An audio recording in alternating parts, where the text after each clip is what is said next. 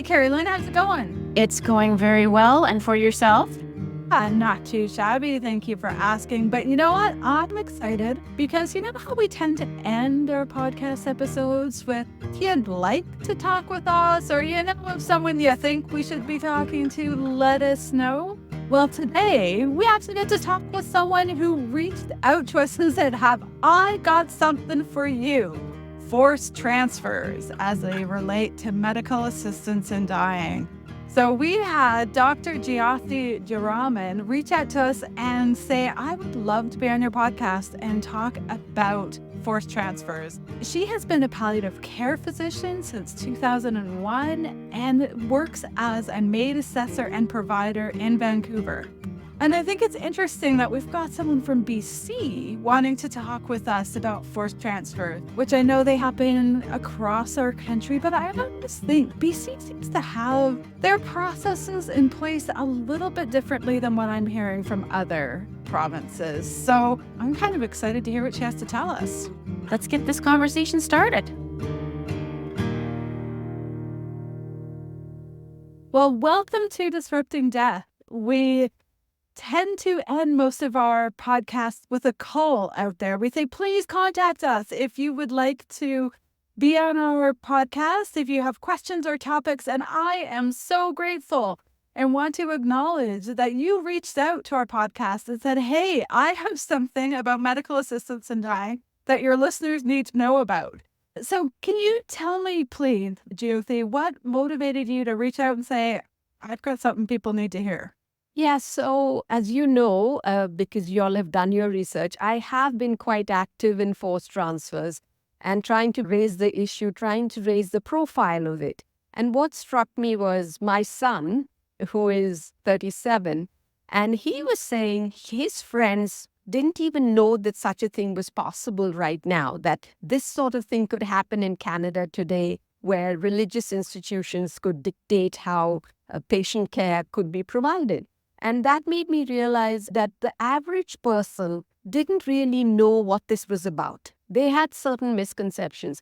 So after the flurry of interviews I'd done and written articles and all that, things had died down and become a bit quiet. And then in November, and we'll get into that, there was another little thing around a new statement by Mr. Dix about some compromises that he thought had happened, which didn't really. And then again, there was silence.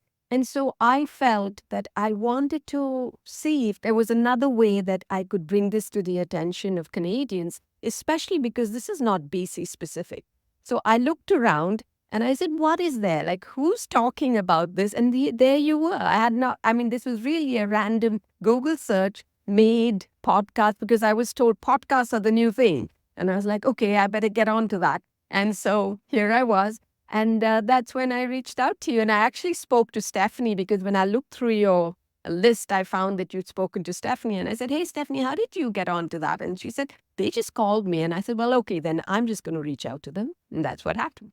Oh, and I love that. And yes, we did have Stephanie Green last year on our podcast. And I am particularly interested in forced transfers because I live in a community where forced transfers occur. And in case I haven't said it enough times on this podcast, I live in the booming metropolis of Thunder Bay, Ontario, signatory to the Robinson Treaty of 1860. And I love where I live. But we have accessibility challenges as it pertains to healthcare and other things as well. Not talking to Air Canada these days.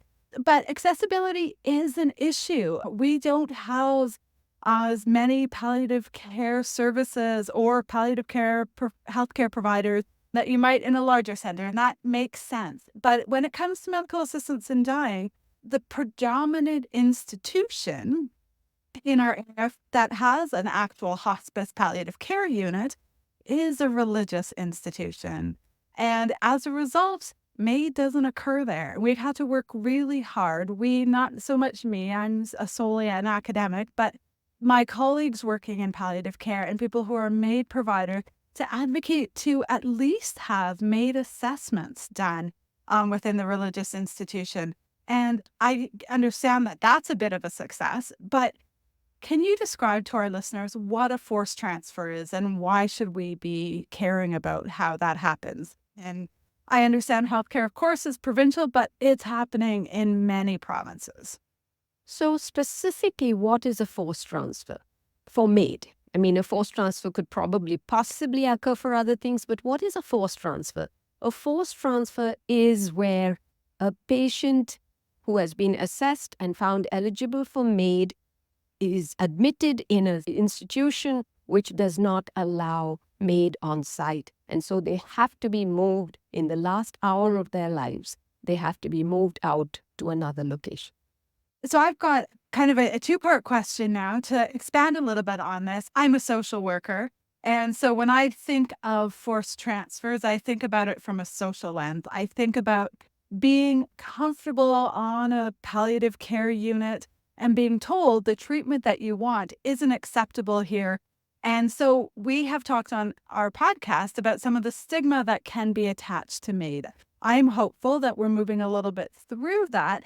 But being told that the healthcare system doesn't allow that here, I'm thinking would be part of that social stigma. But as a physician, what are some of the risks of transfer for a person from a physical state? So the social stigma is important.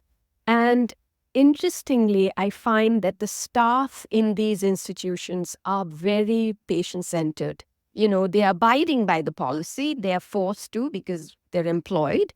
But they are very supportive and they suffer. They suffer moral distress as well, being involved in this kind of transfer. In terms of the physical aspect of it, when you think that a person has been admitted to the palliative care unit, these are tertiary units. So these are units which are highly specialized and they only deal with very complex end-of-life scenarios. Intolerable pain, intolerable vomiting, sometimes delirium. So often these patients are on multiple infusions. So they might have an IV intravenous fentanyl infusion running for pain control. They might have midazolam as some kind of sedation because they're so delirious. So this is the patient who physically has to be moved and they're in so much pain sometimes that they receive additional doses of either the pain medication or sedation so that they can endure the transfer. And that just removes any chance that they could say goodbye to their loved ones. So for me, I even think of it in medical legal terms, and I wonder how is this being allowed? Because this is causing harm to the patient. Like you, I'm not a social worker, but like you, I feel that there are the other harms, which is not being able to say goodbye, not spending that hour with your family, not having your team looking after you anymore, going to a strange place. So, yeah, it's physically, I think this is the problem, that there's symptoms. And I have to tell you that there are times when they can't be moved because I've had patients too, recently where they were told, if you are moved, we cannot guarantee that you might not die en route because they had such severe lesions that they could lose respiratory. And they said they would still do it because they wanted MAID. And so fortunately, they didn't die. Neither of them died en route, but that was a concern. And sometimes when they're told that they could die or it's impossible, they decide then to forego MAID altogether. And where is true choice in that, right? In terms of how does our system support people? I also have heard stories from some of the research that Carrie Lynn and I have done with people who have accompanied someone who's MAID at the end of life, where an individual, because of a forced transfer situation, lost capacity to be able to acknowledge that they wanted MAID at the end of life. And this was before we had waivers of consent, but still having to make all of those choices, not solely the one whether or not to have MAID, but are you willing to be moved? And I also want to acknowledge, and I appreciate that you talked about the moral distress of the healthcare providers and staff working in institutions where their own belief system might not align with what is being dictated from the institution. And I think that's a really important one as well, particularly when we are talking about stigma, because we see people who value true choice at the end of life in all settings, and regardless of what the name on the door is or any of those kind of things. And I absolutely want to acknowledge that. And am grateful, I have to say, because I used to work at the institution that doesn't allow MAID now, and I would very much struggle with that. And I'm not sure what I would do if I was still there at this point. So I think that moral distress piece needs to be acknowledged, particularly as we all know healthcare providers post-COVID are struggling and continue to struggle. So, yeah. Wow. I want to thank you for everything you've shared with us so far. I think that it's a gross understatement that our listeners needed to hear from you. And I appreciate that you also said that while healthcare is carried out provincially, it's all of Canada really that needs to take note at this point. I want to circle back because I really appreciated your comment about how, morally aside, how legally this is actually happening in Canada. And it really smacks to me of a sort of clandestine, sort of, as you say, corridor based or, round the back or whatever. It really makes me feel as though people have wanted access to true choice, have made their choice, which we hear from our research participants is no easy choice to make. And then it's further complicated by having to feel like there's some kind of skullduggery afoot, right? You're very passionate about what you do and how you've portrayed this issue for us.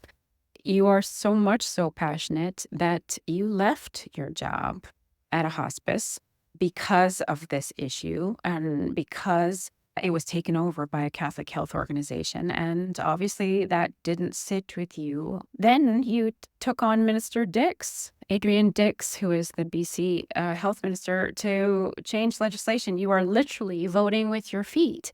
Where are we with that issue? And what is it that you do now with your incredibly important practice?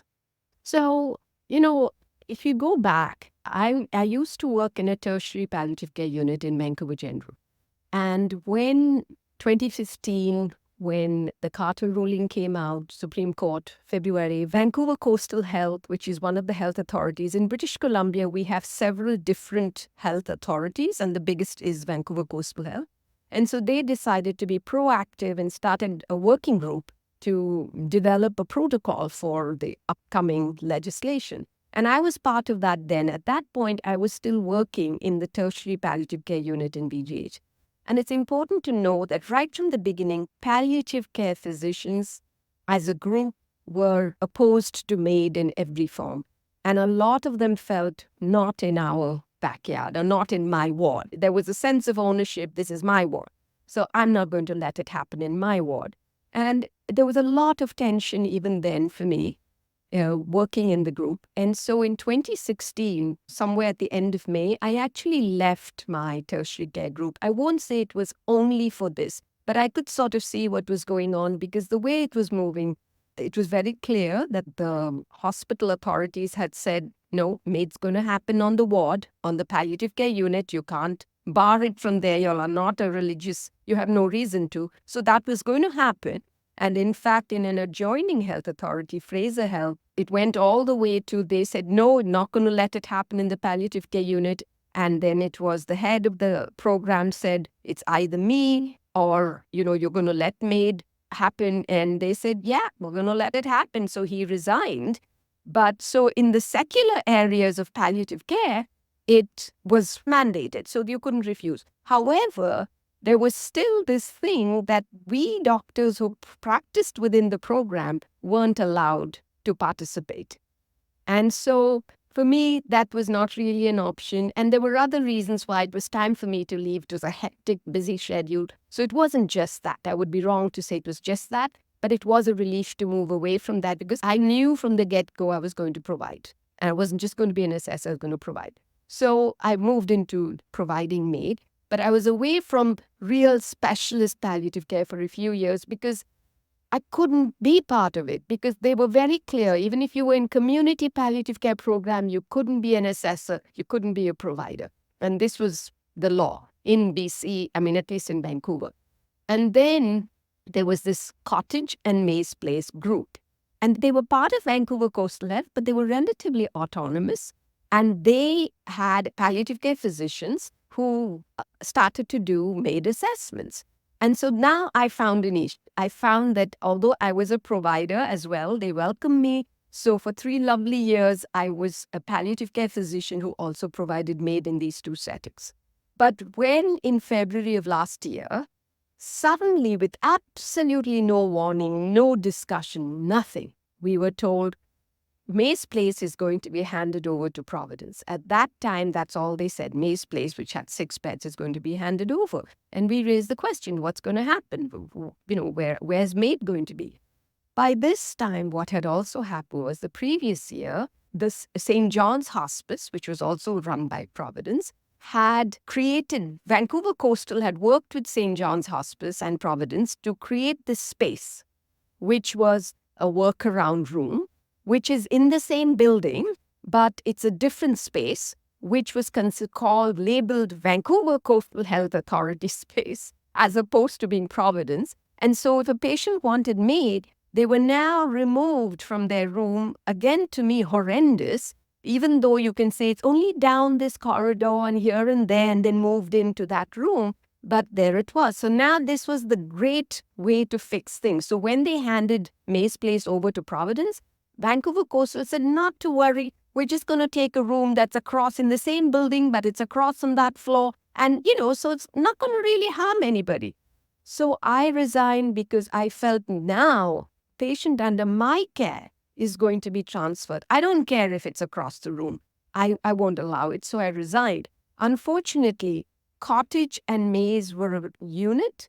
And at that same time, there was a change in the way physicians were contracted, so that community, hospice, everything had become under one umbrella. So a physician signing on to the new contract had no options. You either had to sign on for any or all, or nothing. And so I had lost faith completely, and I still have lost faith in Vancouver Coastal. And I'll explain why that is so. It's because over time, and I think this is true of the whole of Canada, what's happened is certain aspects of healthcare have been handed over to religious organizations for historical reasons. I mean, they were in the vanguard of caring for the really frail people and end of life. They've done fantastic work, but it was convenient to allow Providence, for instance, here to handle all that. So they were really doing a lot of end-of-life stuff. So when, for administrative reasons, Maze Place required new owners or new operators, not owners, that's another point we should make, operators, they didn't want to take it on themselves. Vancouver Coastal had contracted it to a third party who they felt was not doing as good a job anymore. Instead of taking it on, they said, okay, Providence, you take it on. Providence was delighted to take it on, but it meant no MAID. And then there was this prospect of Cottage Hospice, which had 10 beds. I love that hospice. And it was, what's going to happen to them? Because they were being run by the same people who had run Maze Place. And believe me, I fought for about a month. I wrote to everybody. I wrote to the leadership. I begged. We did all sorts of things. We also, through Dying with Dignity, organized a letter writing campaign, 161 signatures, sent that to Mr. Dix, never heard back, in which all different people, not just MAID practitioners, they were from long-term care, they were doctors and nurse practitioners and social workers and nurses. Everybody wrote 161 letters just from Vancouver. Never heard back, never got a reply, just saying, you can't allow this. This is not okay. So I asked, what's going to happen to Cottage? Are you going to do the same thing? Are you going to create a room there? Are you going to hand it over to Providence? And it made such a noise that I think maybe that prevented it from being transferred. But here we are now, and that hospice isn't running anymore. Why? Because they're struggling. It's supposed to be new operators are going to take over in the next month or so. But for the last few months, we've had nobody to run it because Vancouver Coastal cannot be bothered to take on this. It's too much for them. And this is something we really need to appreciate, that why is it being allowed to happen? Why are religious institutions across Canada being allowed to behave in this way when we are all about patient-centered care? Exactly. Why? Why? And why is it that when Kathy and myself dwell in these spaces and we hear about the rising population of people over 65, I happen to live in Southern Ontario, where we have the highest number of people over 65 provincially. And Kathy has instilled in me from the moment we met that a society pays for what it values. Why are we not paying for valuable care for people at end of life when we have this incredible number of people who are entering, the elderly phase or space of their lives? It's a huge why. And I think it's so important that people are really made aware of these facts, just like your son, because for me, it's unconscionable what is expected to happen, or this kind of abdication of responsibility. Oh, we'll just let them pick it up because they're keen, so it's a little bit inconvenient, but we have this fantastic room at the end of this corridor, so don't worry. And it's slapdash and it's patch. And I lived 11 years in the United Kingdom, and it really is reminiscent of how the decline of the National Health Service started, where we started to see a lot of patchwork and not a lot of speculation to accumulate and to build these things. In this particular case, it's not actually a lack of money. In fact, they're spending far more. Each forced transfer costs the system a lot of money, and especially if you're transferring to acute care. Money is being spent also in creating these spaces. They're not so slapdash. I just wanted to say there are two legal agreements in place in British Columbia. One is 1995. It's the Denominational Master Agreement, which grants owners and operators of institutions, contracted institutions, their autonomy in making certain decisions. And so that's 1995. That's a denominational master agreement. It applies to all the religious institutions. But in 2018, there was another policy, BC Ministry of Health policy on MAID specifically in these institutions. This is a very interesting document. The reason is it said that any contracted facility, so a contracted facility means that it's not operated by the health authority. So there are facilities where it's Vancouver Coastal Health, for example, which is operating it. But if they don't want to operate it, they contract it out. It doesn't have to be to faith-based places. It can be to other, like Vancouver Hospice Society runs a hospice, and so Bloom Group ran a hospice. So it's to another authority. And so the contracted facility, it said, if they receive more than 50% of funding from the province, they had to comply with MAID regulations, unless they were faith-based. It further said that no new funding would be granted to any contracted facility no new funding at all would be given if they did not permit MAID. This is what the policy said. Again, it excluded faith-based. So it meant that new funding could now go towards anyone who said, we're faith-based, we're making this hospice, we're not going to allow MAID. So they purposely excluded MAID, religious facilities, from even the new agreement. And so we have these two agreements in place, and they have to go.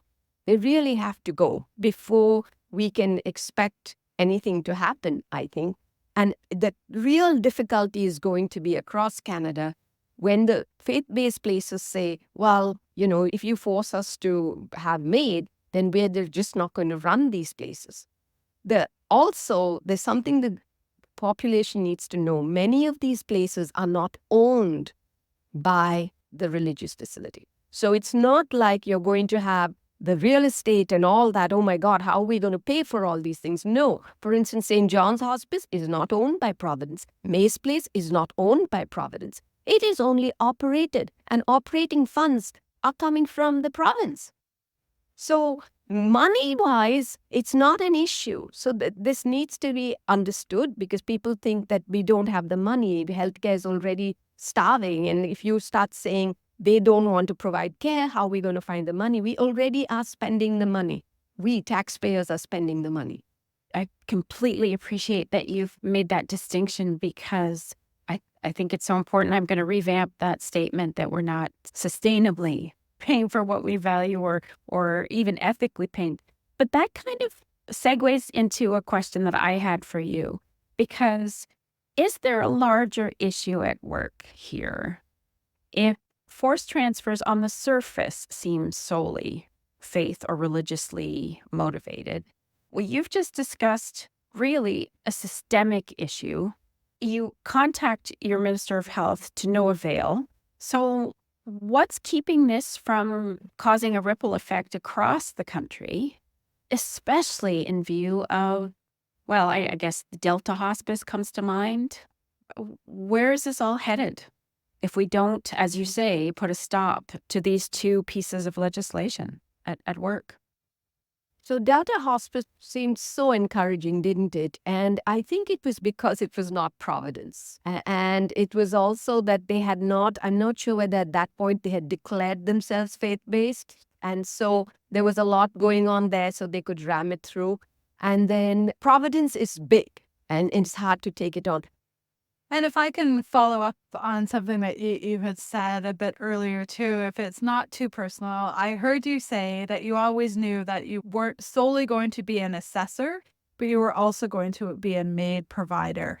And I have a number of friends who work in the palliative care space, some of whom are MAID assessors and providers and some of whom are not. And I feel in our palliative care community, there tends to be a bit of a difference from what is happening on a more macro level in terms of the larger message from palliative care organizations versus what I'm hearing and seeing at the bedside. And I'm always excited when I hear of palliative care providers using the amazing skills around assessment, around conversations of goals of care, around assessing suffering, because I think that we bring so much into the MAID space. But can I ask, if it's not too personal, how did you know that this was going to be an important part of how you engage with people at the end of life? It's really strange how it evolved, because I trained in India, and then I practiced in rural India, and there are challenges in doing that. At some point, I was young and I found it really brutal at times. And so I decided my other love was biochemistry.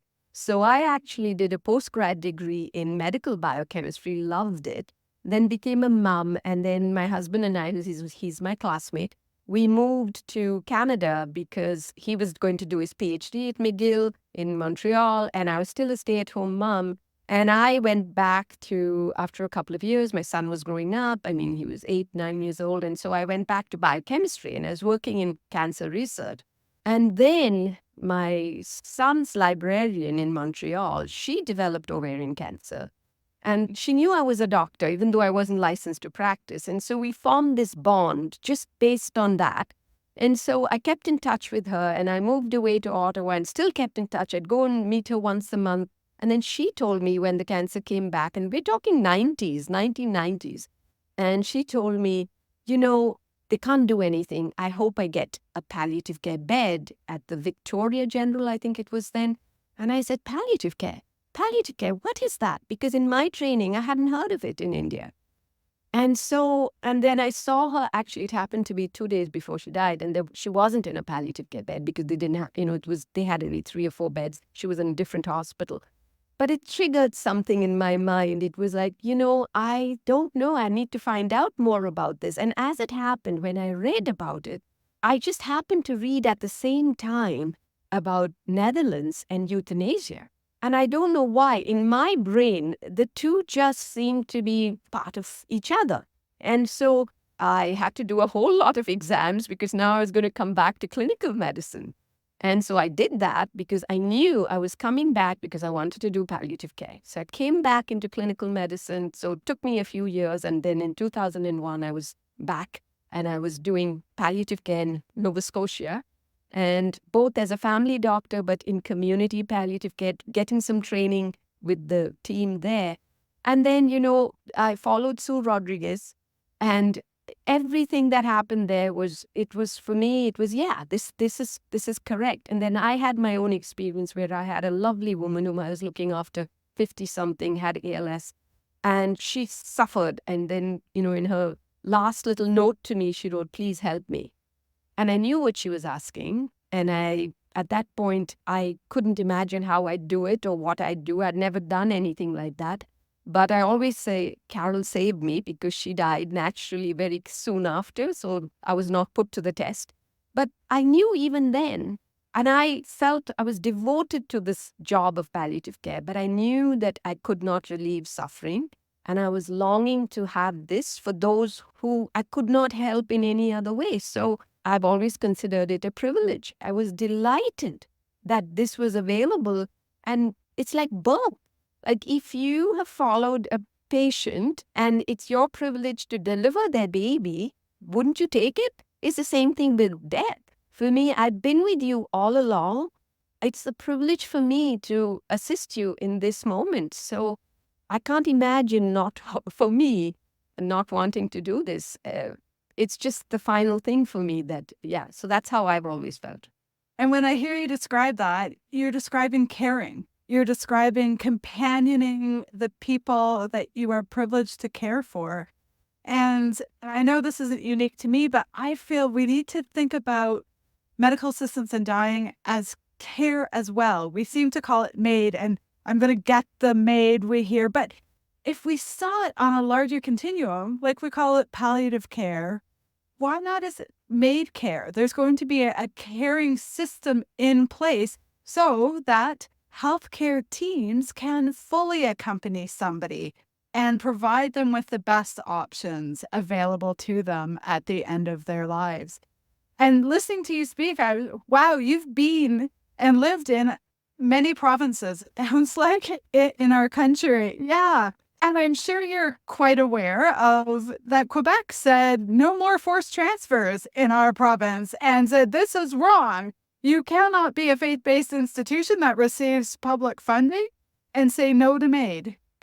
So I got excited when that happened. And I thought, other provinces, including mine, which neighbors on that might find, yeah, okay, they've set the stage, but nobody's gotten on board. What do you think's going on there? Yeah, and I think it's really this business of there's too much on everybody's plate. They don't want to take on the running because it's not, I think the fear is if we force you to do this, you might say as an organization that then we are not going to run it. I don't think that's going to happen actually because they get a lot of money out of it and as if they're going to step aside. I don't think that's going to happen, but that is the fear. That if you force these places to say you have to do this, then they're all going to say, well, then we're just not going to do it anyway. I think Carolyn brought this up and I never said this.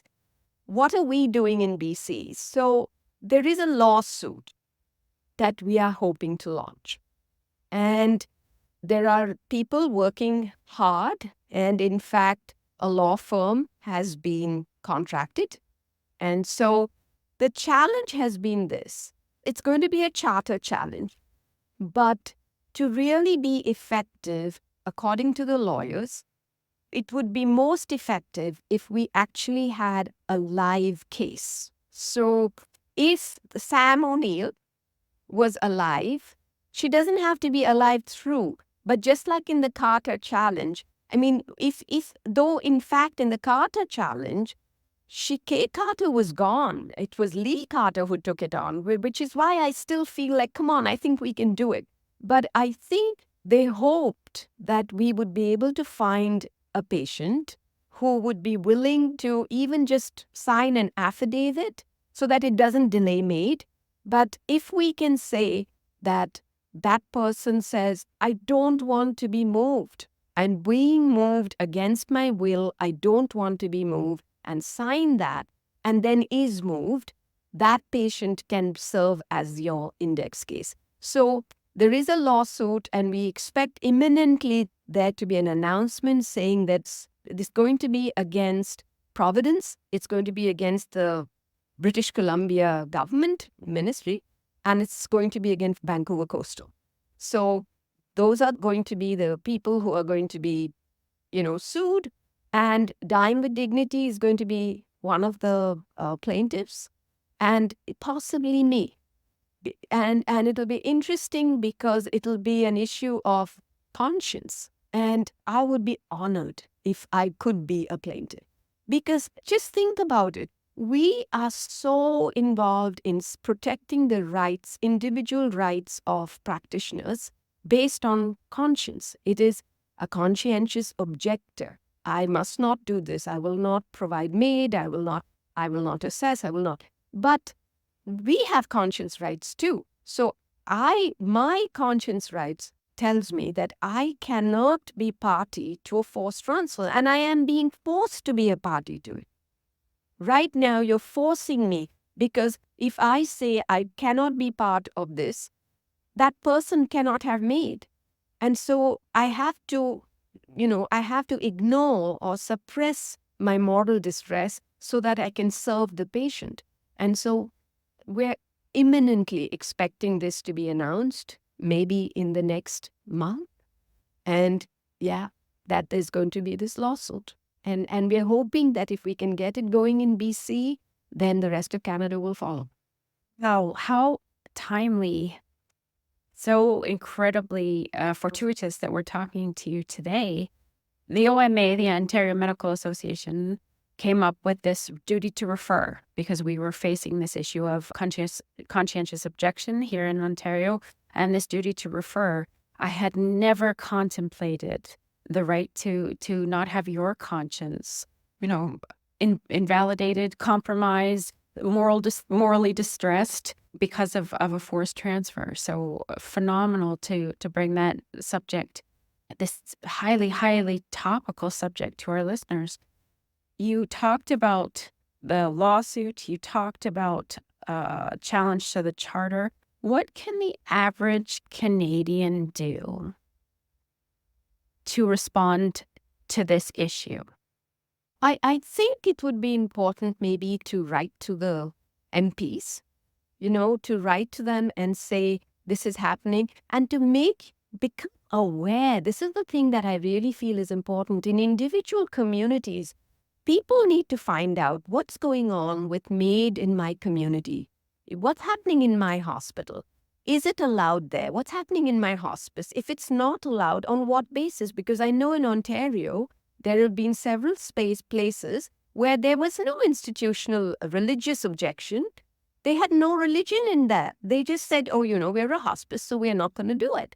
And so find out what's happening on the ground. And if you write to them. Because if your loved one is in a hospice, why should they be moved? A lot of people still have, not the younger generation so much, but maybe my generation and even a few little younger, they have this feeling, oh, it's religion. We shouldn't offend. It's religion.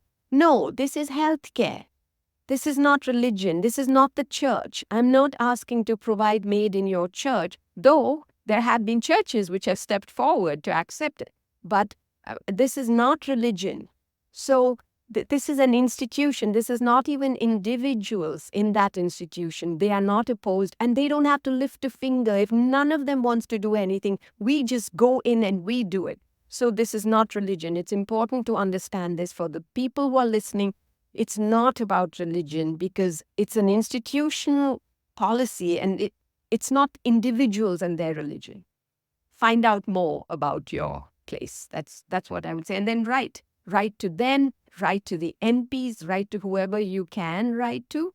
There was one more thing I was going to tell you. Yes, at the end of November, because Mr. Dix, when all the spotlight shone on him and Sam O'Neill's, and his first heartfelt response was, this is not patient-centered care. Yeah, exactly. This is not patient-centered care. And then he was like, we're going to work with Providence. We're going to do this. We're going to do that. And months passed.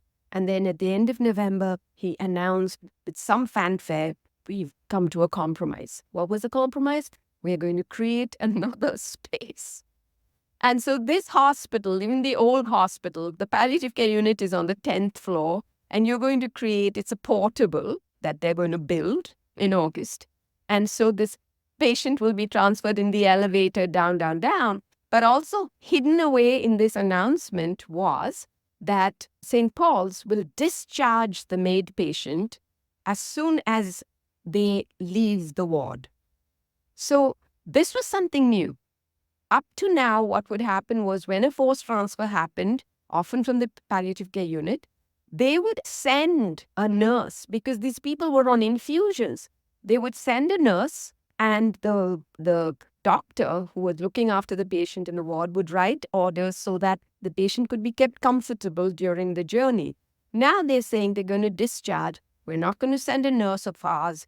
You will have to, Vancouver Coastal, you will have to do all that. You'll have to find a nurse. You'll have to find a most responsible physician, which is when we said, and this time I'm not alone, we said no, because they automatically assumed that we MAID providers could now become the most responsible physician caring for this MAID patient in the time that elapses between leaving the ward and coming to this facility. And so we said, I'm a palliative care physician, so I can handle things like fentanyl infusion, but I'm the only palliative care physician in our group. And so the others, it's outside their scope of practice. They're not trained to do this. So who's going to be the most responsible physician? And here's the thing that really upset me. Mr. Dix, I don't know who his advisors were, but he went into this. He signed a contract without asking any of us, which allowed Providence to actually double down. They lost nothing. There was no compromise. And yet it was, media-wise, it was compromise reached. There was no compromise. In fact, Providence gained because now they said, yeah, we're washing our hands off. And I said, legally, the MAID patient has a right to say no even at that moment when I'm going to insert the IV and give the first medication. They can say, I want to stop. What happens to them if you've discharged them? Do they go back into emergency? Like, where do they go? So there's so much that's going on where this is still being worked out because we're all, complaining and saying this can't happen. So lots of little moving parts happening, but I'm hoping that the lawsuit will happen soon. It's been in the works, so I keep expecting it, and it's not yet happening. I think the lawyers just want to make sure that they have a really, really strong case. So I expect in the next couple of months, maybe. I thought it would happen by now. It hasn't. Well, we are very hopeful to hear that case happens because what you are describing is absolutely not patient-centered care. It's almost sounding like systemic punishment for people's choice. If they choose a certain type of end-of-life care, of which MAID is, that they are shifted away to the portable somewhere else, and to have that care severed from the main system of care. So I, for one, am incredibly grateful for your advocacy and the work that you are doing and bringing that forward. It pains my heart to think that we need to wait on another Sam O'Neill, if that's at all possible to say there is another Sam O'Neill out there, someone who's willing to engage in that advocacy. But your point, Jyothi, about thinking about building capacity in our communities, I'm going to brag about my own community for a moment. And we held an evening. We had a MAID provider, a MAID coordinator, and someone who'd accompanied someone who used MAID in a panel. And we had over 100 people ask questions and engage in important, heartfelt discussion and critical discussion for almost, actually it was over 2 hours. We had to tell people we have to close it down at this point because people want to know. And you're telling Carrie Lynn and I stuff that we're unfamiliar with because our country is vast and we need to learn from, with, and about what's happening. And so, to figure out why the uptake in Quebec's not happening. And I know for sure I'm going to watch closely and keep my ear to the ground. And we've had Helen Long from Dying with Dignity Canada, and I know they're always doing advocacy. So I'm going to do a shout out to our listeners to connect with Dying with Dignity. And when you see the letter writing campaign, when you see those kind of things, we need to make sure our voices are heard because it's very hard to have a loud voice at the end of life. It really is. And that's the challenge. You see, that's the challenge. Sam O'Neill's case was perfect. She was very young. She was very savvy, media savvy, and she would have been perfect. I keep this in mind all the time. And I've seen so many of my patients, and I could not. First of all, it would be an abuse of my privilege. I cannot suggest this to them. And this is the other thing. In a place like St. Paul's, the population they serve is often of the homeless or very vulnerable people in the downtown east side. And sometimes those are the patients we see. So I did have one man who was suffering intolerably, wanted MAID, and then he was told he'd have to come to another space. He'd have to be moved by ambulance. So on the morning of his MAID, he actually said, I don't want to go to VGH. And unfortunately, and this was not in the palliative care unit, it was in another ward, the couple of team members, physicians, said, oh, look, he doesn't want MAID because he doesn't want to transfer. And so the social worker, boy, do I love you guys, the social worker who advocated hugely for him went back to him and said, wait a minute, what's going on? So he said, I don't want to move. I'm in so much pain. I'm suffering so much. I don't want to move. And so she said, you understand, if you don't want to move, you're not going to get MAID. And so, cursed. And then he said, okay, then I have to move. I'll go. Now I wish, but I could not. I mean, he was suffering so much. There's no way I would have told him, would you mind putting that in writing? How could I do that? And so I don't know. I keep my eyes open. I keep hoping there'll be somebody. But, I don't know if we'll find this perfect case. Right now, it's only launching in British Columbia. Dying with Dignity on its website, please tell your listeners, has already launched for some time now. You can write in to describe your experiences, including with forced transfers. And so I think they're open to all that. And if there are patients, families, everybody just go in and write out your whatever has happened to you. But I hope they won't keep waiting. They've said they're not going to wait for this perfect case, but yeah. We will be sure to link that with our notes from this episode because I think Canadians are going to want to take some action. And I know with that community event that I referenced, when people found out that they would have to move, people don't understand that, right? No. And you describe it. You say, any of you who have lost a loved one and have been part of their end-of-life journey, can you imagine what it would be like? They're wrapped in pain. They're hardly speaking. They're not eating and drinking. And you're moving this, literally, it's like a bag of bones. They're so frail. And what are you doing? To me, it is beyond comprehension. I just feel like, I'm an atheist. But I think Christ didn't mean this. Christ never said that you have to put people through this kind of suffering. And I don't feel it can be justified.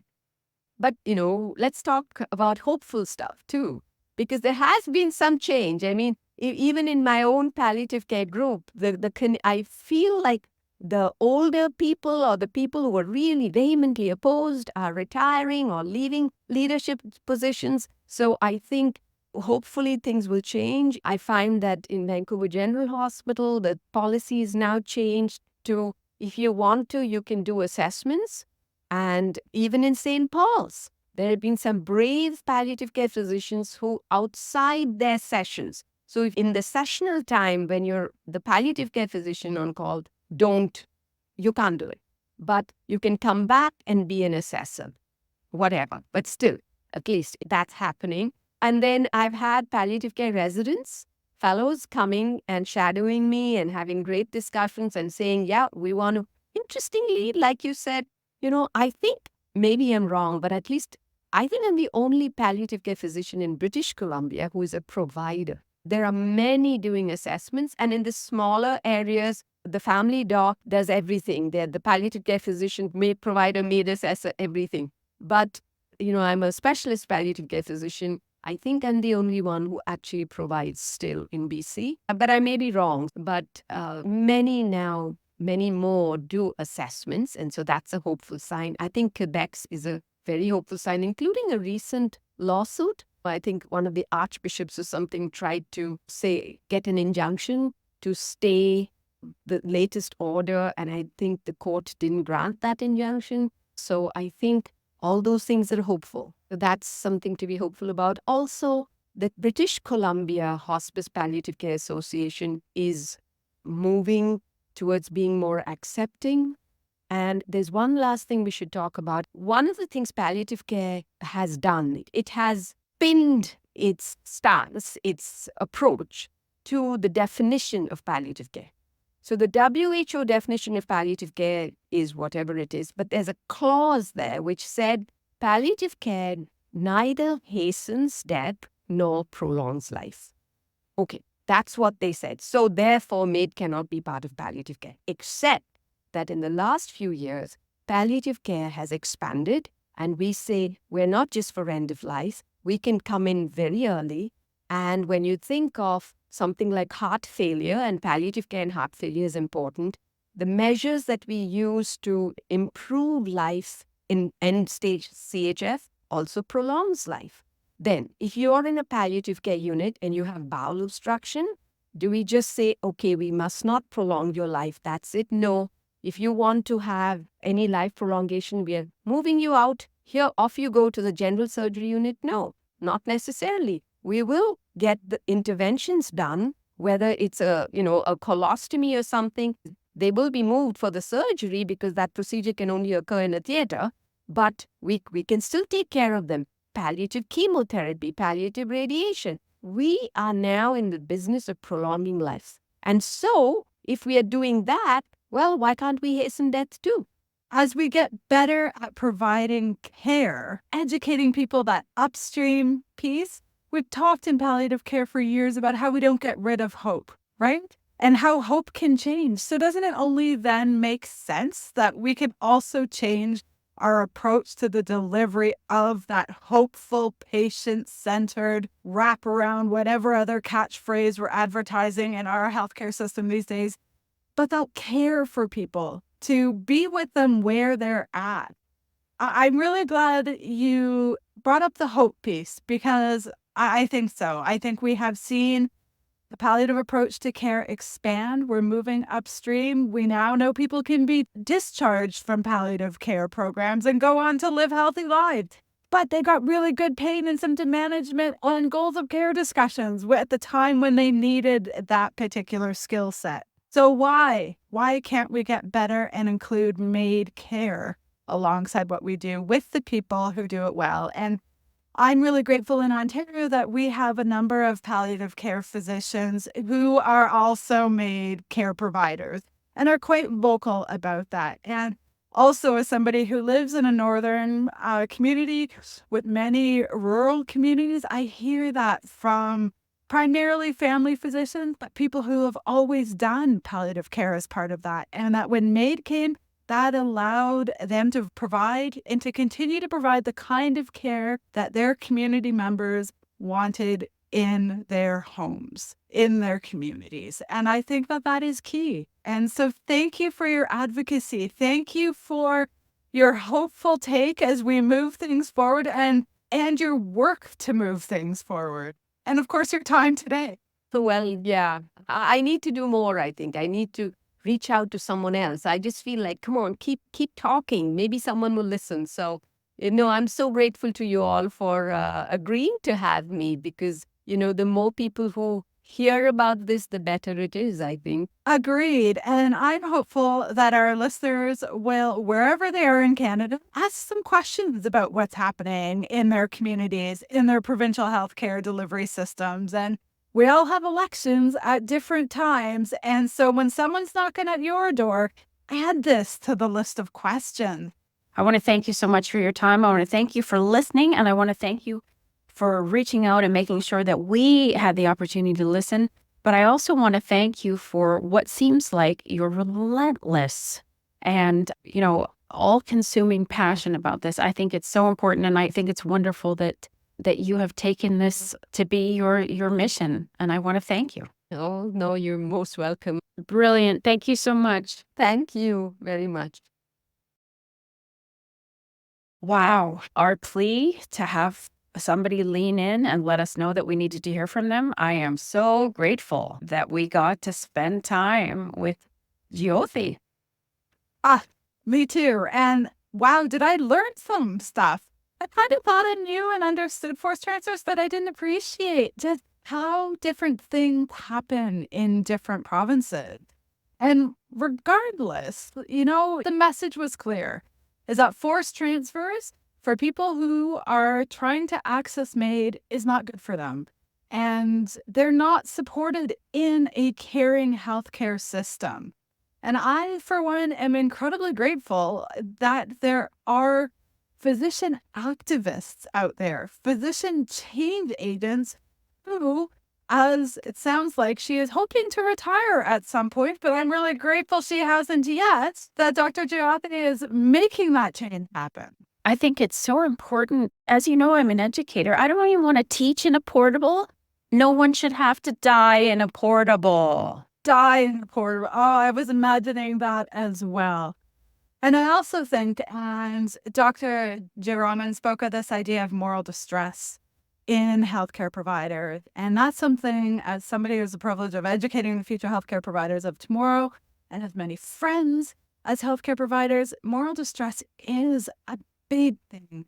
And so we need to take that into consideration around our system change. And I think most of the people that we've talked to on this podcast, most of the people who are providing MAID or involved in MAID care don't see it as a procedure.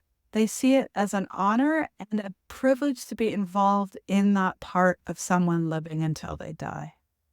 And I love too, she used the term noise, and she's making a lot of noise, but she's got action behind the noise. So I'll be so interested to see how this lawsuit goes ahead. And I think she's working to disrupt the system. And we love a good disruption. So thank you very much, Dr. Jayaraman, for talking with us about forced transfers, disrupting the present system, and for reaching out. And so, dear listeners, you too, if you've got something that you think we should be talking about, we'd love to hear from you.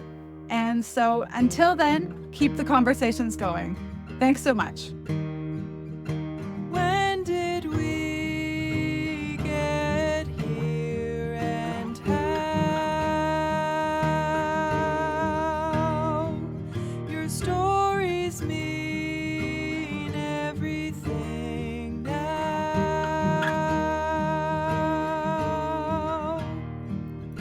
When did we get here, and how?